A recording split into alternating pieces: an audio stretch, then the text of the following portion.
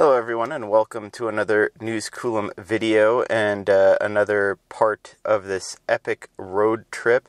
I'm here in Bishop, California. It got pretty cold last night, or relatively cold. It was 34, 35 degrees, depending on whether you look at Google or the car.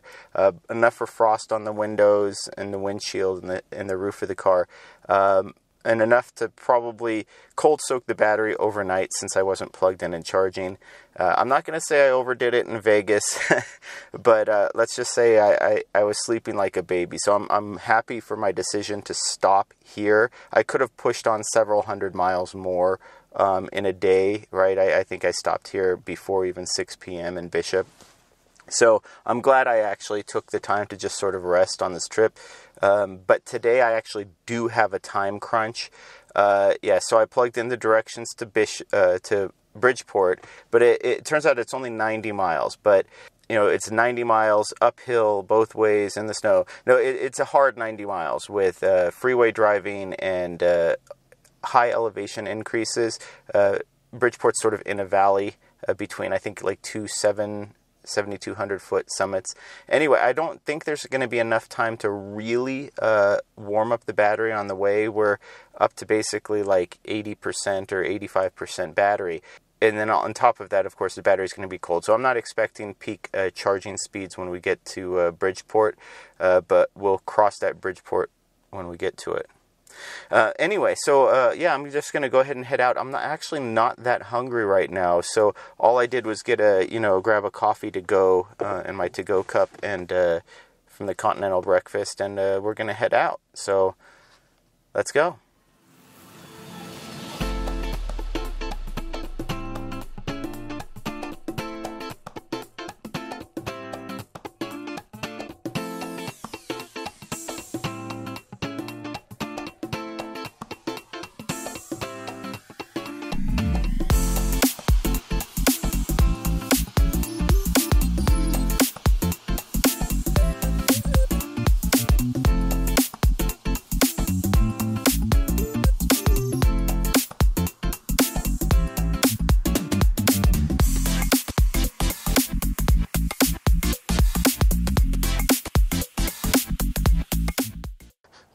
But you said you were going to charge up at Bridgeport. I lied. So we're here in Lee Vining, right overlooking, beautiful Mono Lake there in the background. Lee Vining as a community, they were one of the first to put in a, you can see it back there. They're one of the first dedicated public chargers that was put in on Highway 395. Now it's just a level 2 Clipper Creek, two head J1772, but it's a public access charger. It's free to use. They have it powered with solar panels back here on this little platform there for a picnic. This Pioneer solar pavilion is what they call it. Sorry, and but yeah, so I was going to go straight to Bridgeport, but as I noted, I hadn't had breakfast, and so I was getting to Lee Vining, and I'm hungry, and as I recall, Bridgeport doesn't have any places to eat. Or at least the main stop is a gas station, and I know there are places to eat here in Lee Vining, nice breakfast place up there that I'm going to go to, and I just want to promote the community, promote what they've done for electric vehicles, I'm just going to have a nice, enjoyable breakfast, probably be here for about 45 minutes to an hour.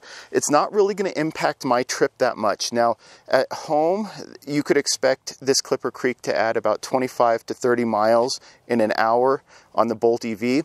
But with these types of conditions, we're down into the low 30s, high 20s, depending on where you are. Freeway speed driving, high altitude driving, or going over grades, things like that. So with the Bolt EV, with this, under these conditions, I'd expect to add no more than 10 to 15 miles of range while I'm eating. But the good thing is the battery should be fairly warm by the time I make it to Bridgeport to charge in. But anyway, I'm going to go grab some grub and just enjoy Lee Vining, take advantage of it. They do limit this to 3 hours, right? Which is fine for, say, like a plug-in hybrid. You'd actually pull in with a Volt or something like that. You could leave with a full battery, which is really nice in the Volt, driving in the mountains, because especially the first generation can't really handle it. The gas backup generator is kind of the weak link. But yeah, so this is 3 hours. That's a good time for plug-in hybrid. The only thing I could be critical of them is it would be nice if they could get maybe some sort of a power hookup where they could allow for maybe a higher power, maybe even a 24 kilowatt DC fast charger would be fine, but possibly a 100 amp DC fast charger, something that a car like the Bolt EV or a lot of these newer EVs, if you were here for 2 to 3 hours enjoying the museum or, you know, frequenting some of the businesses, that would actually be about ideal, right? You're adding about 30 kilowatts. You know, so a Bolt EV would be full in 2 hours, whereas like something like a larger battery vehicle might take 3 or 4 to fill up, but it would be a productive stop that you're maximizing your time. So I'm going to go ahead and grab some breakfast. I might actually need gloves. It is actually that chilly here right now. So yeah. All right, well, I'm done eating. I actually don't even know how much time I spent at the restaurant, but the sun is finally starting to come out. It's still, I think, it was in the high 20s, low 30s on the drive out here from Bishop. So I'm guessing that's pretty much going to be what it is up in the up at least on the peaks. I don't know what it will be in Bridgeport, which might be a little bit cooler. But the sun is coming out now, which means it's a little bit warmer and we should have better conditions for travel. But otherwise, I'm just going to go ahead and unplug, rewind the hose, be kind, rewind, and yeah, we'll just go on from here. So this might actually have a receptacle that, all right, there you go, that's why. So it doesn't just rest. All right, it's not a visit to the park unless you go down the slide. After breakfast, I don't think I'd fit. Yeah, Hess Park. Gratefully dedicated to the memory of Gus I. Hess, true pioneer of the West and father of Levining. So, there you go.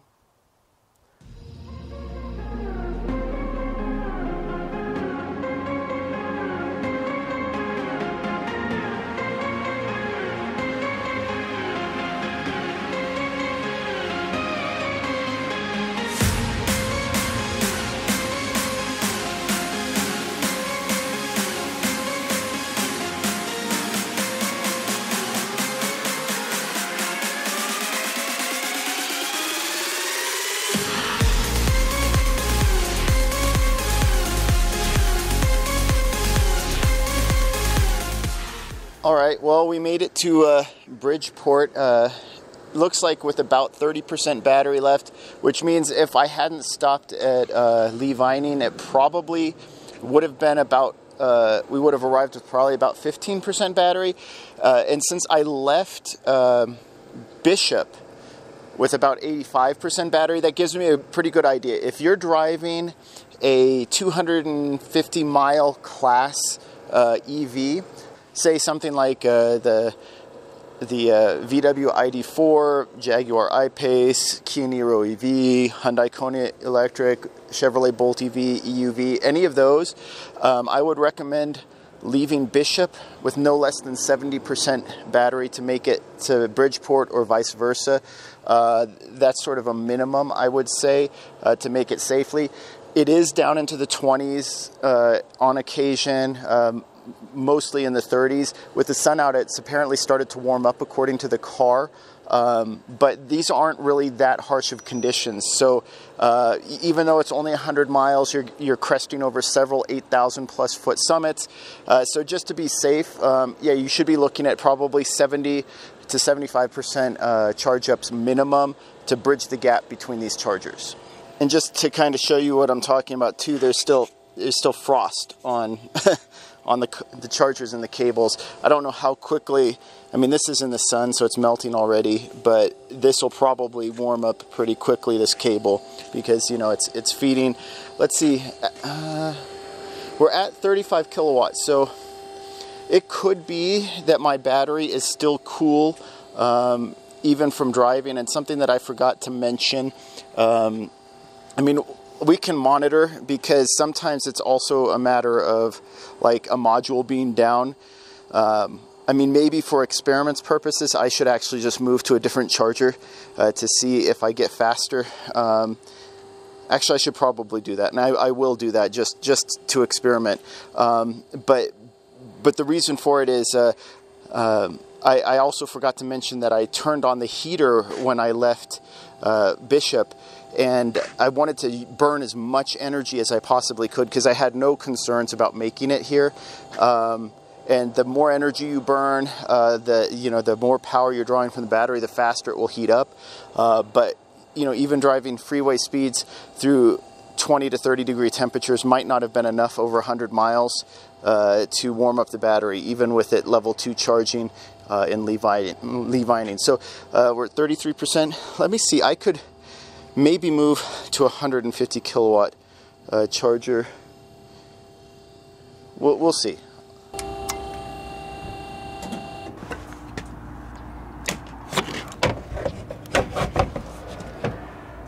Alright, so it looks like it could possibly just be my Bolt EV's battery is still cold, despite that attempt to sort of warm it up along the way. So this is charging a little bit faster now that we started at a higher state of charge. We'll be able to know, right, if it peaks at something like 45 to 50, then it was just warming along the way. The reason I wanted to check the other 350 kilowatt is these are the two that it really matters if they're only pulling 100 amps, right? The other ones, if they aren't, then of course you might want to move anyway if you have a faster charging EV. But these are the ones that can get the fastest charging EVs in and out in 15 to 20 minutes, right? So essentially, what you would expect for a typical gasoline stop at a gasoline station, gasoline dispensary, or whatever you call it. But you know, while we're here, you know, this has to have one of the best views, in my opinion, of any of the charging stations. Just, you know, you're in this little valley here, looking across at the snow-capped mountains. Even though we haven't had a whole lot of precipitation, yeah, it's just really nice. Chatamo! Alright, so yeah, I'm gonna go ahead and head out now. Probably be about 75% battery by the time we leave. You know, I did a full on-site review, everything like that. Went in, grabbed some coffee, talked to the host business. You know, they were telling me that, yeah, this sees a lot of use, but there are some people who stop by with EVs that can't use it, and they complain because they need an adapter or something like that. And I told them, hey, it's on Tesla. It's on Elon to give a decent high-speed CCS adapter for his customers. So unfortunately, businesses like this are missing out on a huge amount of revenue. Electrify America is paying higher demand fees, or a higher percentage of the power they sell is used to offset demand fees when fewer EVs are able to use this charger. So the lack of a CCS adapter for Tesla, it's really hurting the public charging infrastructure, public charging providers, and nobody's talking about it, and I wonder why, right? The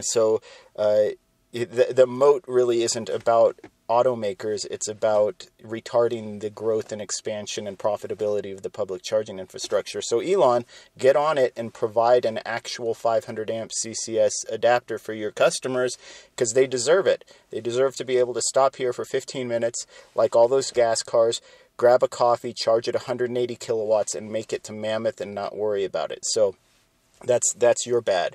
Anyway, I think I'm going to head down through Pollock Pines. This is a route that I've wanted to take for a while, down through Highway 50. Hopefully it's nice and scenic. yeah, and basically that'll let me cut across Sacramento. I don't have to go up through Reno, and then it will get me home to Northern California faster. So yeah, let's just get ready to head out.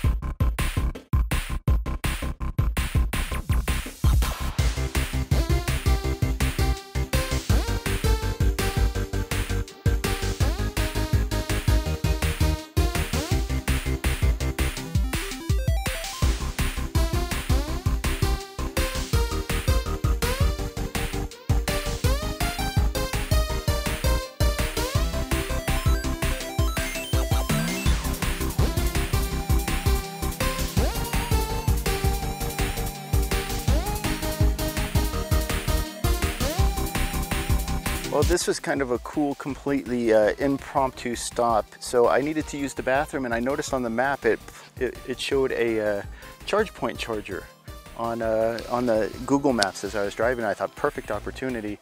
I was about to turn onto Highway 88, and it's going to be an hour and a half before our next charging stop anyway.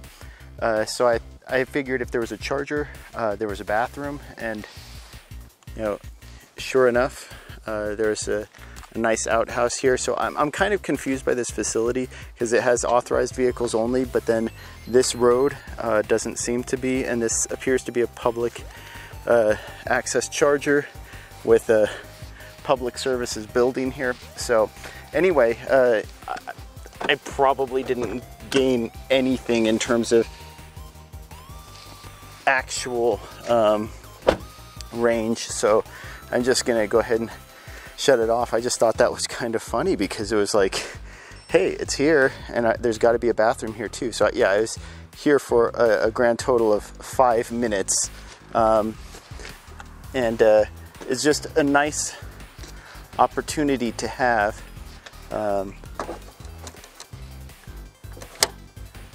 So yeah, I 0.499 kilowatt hours added. So anyway, but I just thought it's fun. It's funny because this is actually a great spot just before Highway 88. Like I said, a lot of times it's also e-bikes and things like that that might need this more so than cars, but also having these sort of emergency backups along these routes.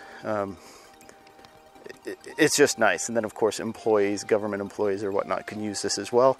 And it looks like this might be free to use, which is pretty cool. And then of course the bathroom, that is what I really needed. So all right, let's hit the road again.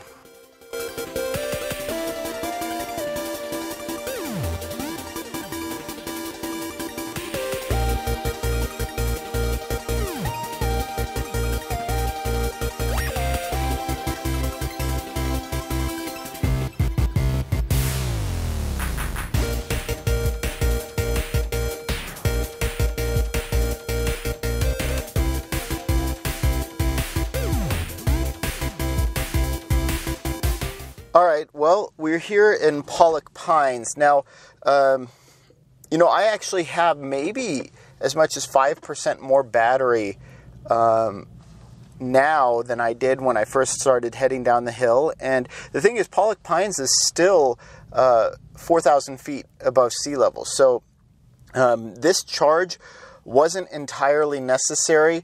I plugged it in because I kind of wanted a good stopping point because I thought I might need to use the bathroom, but I ended up doing that before anyway. And, you know, Sacramento has so many chargers that it's kind of difficult to plan where to stop.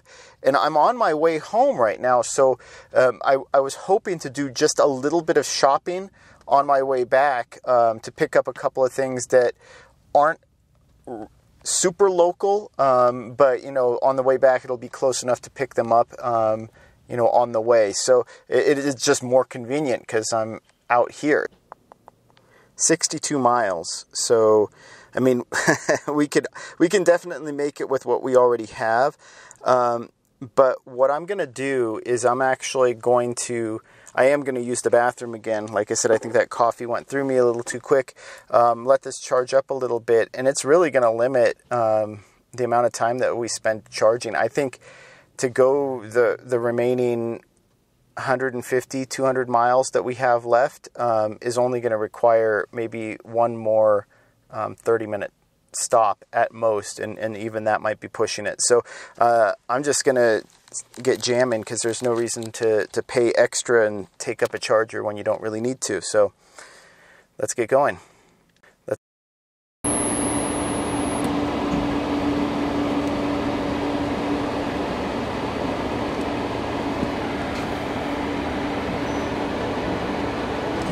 Too much.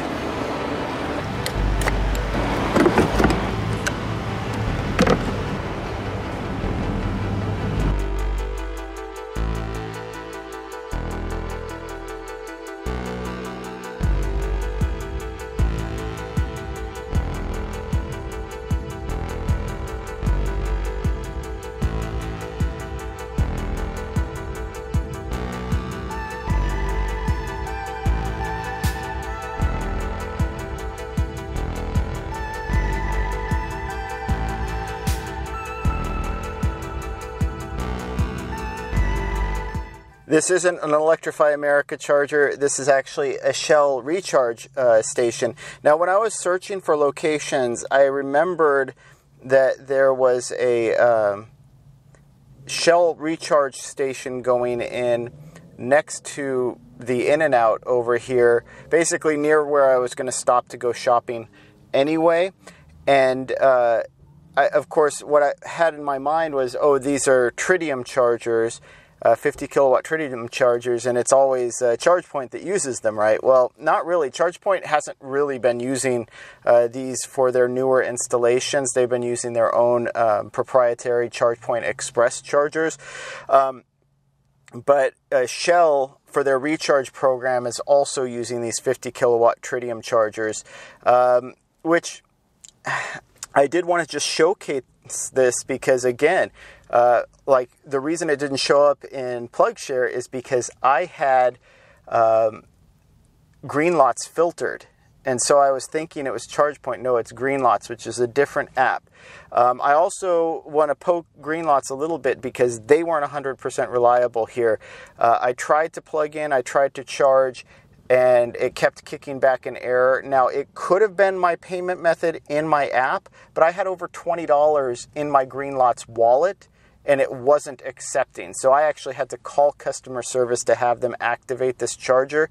That's not good. That's not good. So Greenlots, you need to also fix the way your chargers are working. If you're a regular Greenlots user, it's probably fine. I haven't used Greenlots, I think, in 1.5 years, 2 years. So, yeah, since my last long road trips, right? So, but yeah, Shell, otherwise, they're doing okay. This is a little on the expensive side. It's 39 cents per kilowatt hour. But during peak hours, like right now on a Sunday, leading into a holiday weekend, that's still far cheaper than the $5 to $6 a gallon gasoline that they're selling at this very same station. So what I'm going to do, though, is use this as an opportunity to go grab some food and use the bathroom, and then head over and do a little bit of shopping before I head home. So yeah, there's an In-N-Out literally right across, just walk across the crosswalk and you're there. And so that's probably what I'm going to do. And yeah, so, but otherwise, cool site, and I'm happy for Shell to have put these in here. We just need to make sure they don't get iced like they were when I pulled in. So that's it for now. We'll check back in after I've had something to eat and have had a chance to use the, charge up a bit on these chargers. Well, they say never shop on a empty stomach or an empty battery, so we've taken care of both. Yeah, I just need to head over to Sprouts to pick some stuff up, and we have now we have directions to Sprouts. It's only 2.4 miles. Yep. Let's go shut her down. So I should be able to Yep, should automatically end the session, but we'll see. See, now it's indicating to return to the holder, and that's good. So this closes out the information way too fast, in my opinion. I'd like to see a little bit more from that, but yeah, it should be ending the session. I don't like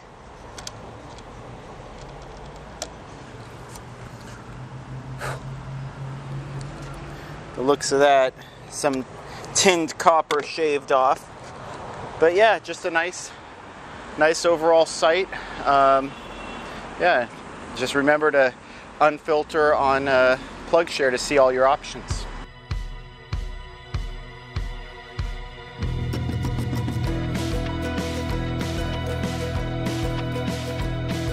All right, well, I got the goods, including some pumpkin pie. And some of it's frozen, so we're gonna have to head out now. We have basically, it looks like less than 2 hours and less than 100 miles to go. So we're only gonna be just over 1,800 miles for this road trip. But, you know, I love you, Sacramento, but it's time to jam and get out of town.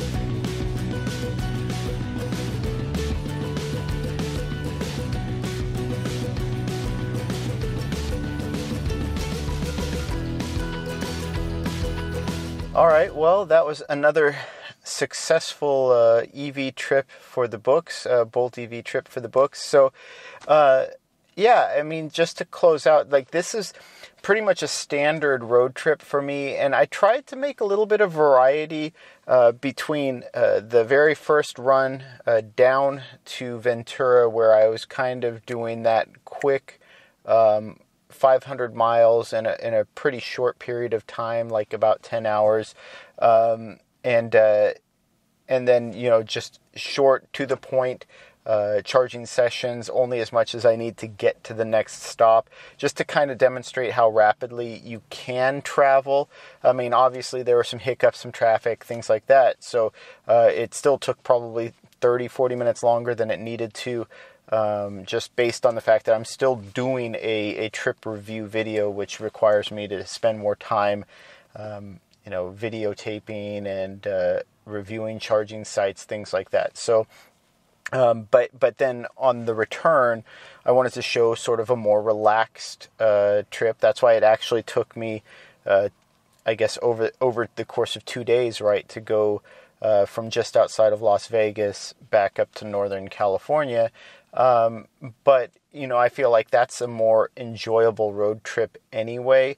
And you can make arguments over, well, I would want to drive more than 300, 400, 500 miles in a day. Some people would, some people wouldn't. But really, the focus of this was more about showing options along the way, what I'm looking for, what better way to demonstrate how expensive they are versus the alternative, right? A lot of times I think people interpret my road trip videos as an example of the best you can expect, or exactly what you can expect. And the truth of the matter is, road trips and EVs at this point are so diverse that, you know, there's so many different facets to it, and a lot of it comes down to you. And this is why I'm not a huge fan of route planners, EV route planners, and even with like Tesla, where they integrate it into their system. I'm not a huge fan of it, because the route planner has to be able to adjust to your expectations as the person taking the trip, and the expectations of your passengers and guests that are going with you, right? And that qualitative assessment of charging sites is really difficult for a route planner to do, and to do well. And frankly, to me, the need for EV route planners is essentially proof that electric vehicles are not ready for prime time. And I disagree with that, obviously. And so if you tell the average consumer that you need to rely on a route planner in order to take an EV trip, I feel like that's doing a disservice to EV adoption. I feel like that's doing a disservice to prospective EV owners who, we're assuming their competency level by saying that, oh, you're not going to be able to possibly travel in an EV without someone holding your hand. Well, some people just know how to travel. And as long as they understand what options are available to them and the types of things that they can expect to encounter, well, then maybe EVs are for them. So that's kind of what I try to illustrate with all of these trips. Anyway, like I said, there's also a discrepancy I noticed. The total trip miles were a little over 1,800. There's an issue with the tires, right? They're less efficient than the stock tires, but they're also smaller. So I don't think the odometer reading is exactly right. This is probably more like 1,790 miles. But the 1808.6 is what's displayed on the trip. I must have at one point in time, and forgotten about it, recharged to full though, because my energy usage screen reset. And so it's only showing 1,272. This is just good representation of a trip through California into Nevada and then up a rather unsupported highway in California with harsh driving conditions or rigorous driving conditions. So I think it's a good just sort of all-around representation of what you can expect in a road trip.